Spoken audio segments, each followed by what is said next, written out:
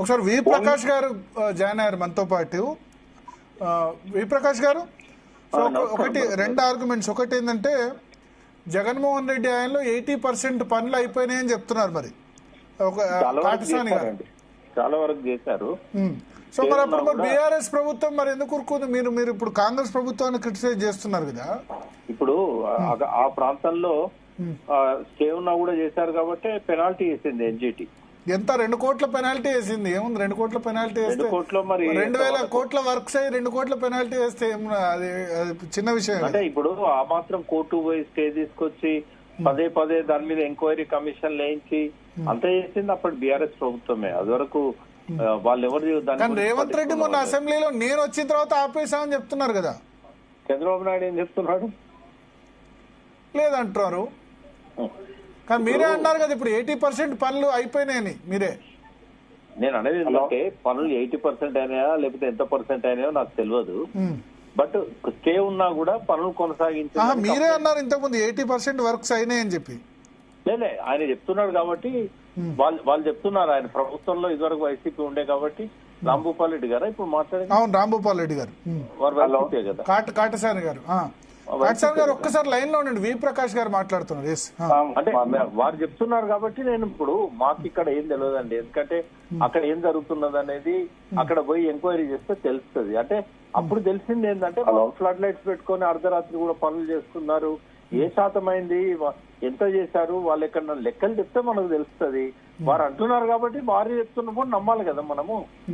సముద్రంలో కలిసే జలాలు వాడుకుంటే తప్పేందని చంద్రబాబు నాయుడు అంటున్నారు. సేమ్ అదే కాటసాని రాంభూపాల్ రెడ్డి గారు శ్రీశైలం ప్రాజెక్టు కోసం మేము త్యాగం చేశాం, అక్కడ రైతులు మునిగిపోయినాం, మాకు వాటర్ రావాలి కదా అని అంటున్నారు.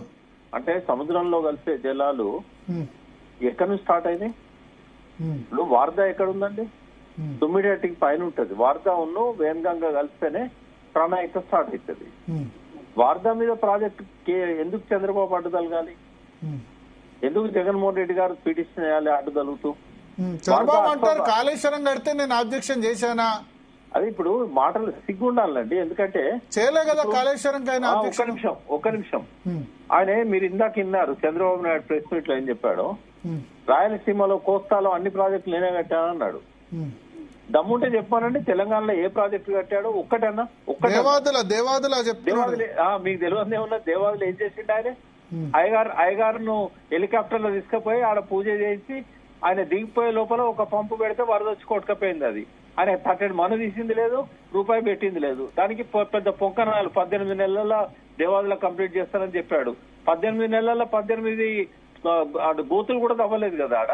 అది ఎప్పుడు రాజశేఖర రెడ్డి గారు వచ్చి జలయజ్ఞంలో పెట్టిన తర్వాత ముందుకు పోయింది. తర్వాత ఒక్క బ్యారేజ్ కట్టిండా అండి? 9.5 ఏళ్ళు చీఫ్ మినిస్టర్ ఉన్నాడు. గోదావరి మీద ఒక్క బ్యారేజ్ కట్టిండా? ఒక చెక్ డ్యామ్ కట్టిండా తెలంగాణలో? ఒక చెరువుల్లో మట్టి తీసిండా? అందుకే కదా ఆంధ్ర పాలకులు, ఆంధ్ర ముఖ్యమంత్రి నీళ్ల దొంగలు అని మేము ఎందుకంటాం వాళ్ళను? ఇప్పుడు ఇంకోటి చెప్తున్నా. ఇప్పుడు చంద్రబాబు ఏమన్నాడు? సముద్రంలో కలిసి నీళ్లను తీసుకపోతే తప్పేంది అన్నాడు. ఇంకోటి 30 MCకి ఎందుకు అడ్డాలి కాలే? సముద్రంలో కలిసే గోదావరి నీళ్లే కదా. మాకున్న వాటాలకు వెళ్ళి మేము తీసుకుంటామంటే 30 MCకి ఆబ్జెక్షన్ చేస్తాడు. సీతారామ ప్రాజెక్టుకు అభ్యంతరం చెప్తాడు. సమ్మక్క బ్యారేజ్కు అభ్యంతరం చెప్తాడు. ఇవన్నీ ముంచడానికి ఇష్టంపల్లి కట్టాలంటాడు. మేడిగడ్డను బ్లాస్ట్ చేయిస్తాడు గోదావరి నీళ్ల కోసం, డెల్టా నీళ్ల కోసం. ఏం మనిషి అండి ఆయన? చరిత్ర జల దొంగగా మిగిలిపోతాడు చంద్రబాబు నాయుడు.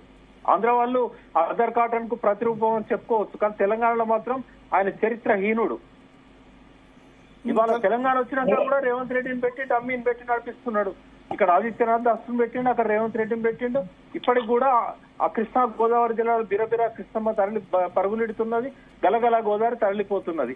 రాజమండ్రి విజయవాడలో బంగారు పంటలు పండాలి, వాళ్ళ ముంగిట్ల మురిపాలు ఉండాలి. తెలంగాణలో వలసలు, ఆత్మహత్యలు, ఆకలి సావులు. ఏం నీతి అండి ఇది? లింగారెడ్డి గారు 57 ఏళ్ళు సమైక్య రాష్ట్రాన్ని అప్పచెప్తే చేసిన పని ఇదా నిర్వాకం? ఏం చేస్తారు? రాజశేఖర రెడ్డి గారు తీసుకున్నారు. ఒక నిమిషం భరత్ గారు, చంద్రబాబు నాయుడు దత్తం తీసుకొని తట్టెడు మన్ను తీసిండా కల్వకుర్తికి నెట్టెంపాడు భీమాకు. కదండి ఏం చేసిండు ఆయన? ఎంత ఖర్చు పెట్టిండో చెప్పండి. ఒక్కసారి జవాబు లింగారెడ్డి గారు మాట్లాడతారట దాని మీద. లింగారెడ్డి గారు Yes. అలా మీరు దయచేసి కొంచెం మాట్లాడకండి, నేను మాట్లాడను కదా. చెప్పండి. ఇప్పుడు